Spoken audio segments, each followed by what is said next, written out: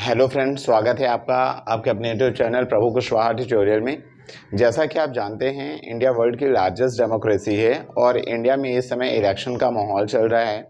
तो इंडिया में जो इलेक्शन किस तरह होता है, कैसे कंडक्ट कराए जाते हैं और किसका इलेक्शन कौन करता है, इसके बारे में आज हम डिस्कस करते हैं।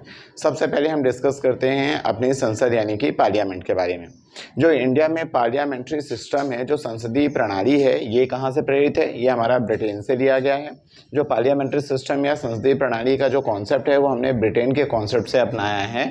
और संसद यानी पार्लियामेंट के बारे में जो प्रावधान है ये कहाँ पे दिया गया है? इंडियन कॉन्स्टिट्यूशन के आर्टिकल 79 में बताया गया है कि इंडिया का एक पार्लियामेंट होगा।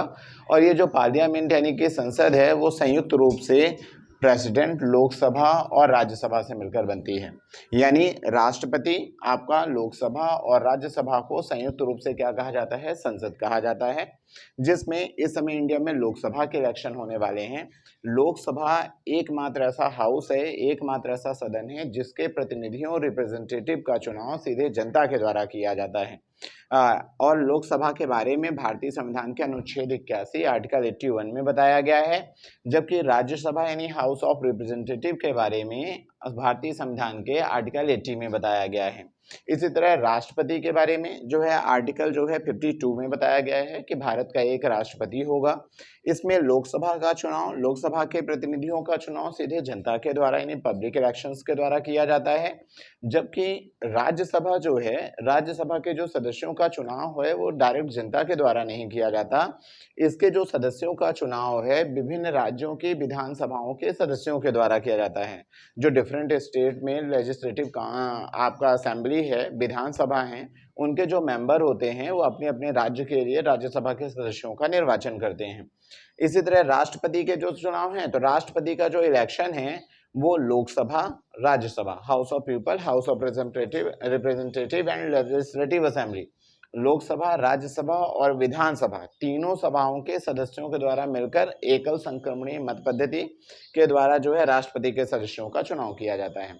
हमारा जो संसद भवन है वो संसद भवन, नया संसद भवन, अब तो हमारा संसद भवन चेंज हो गया है।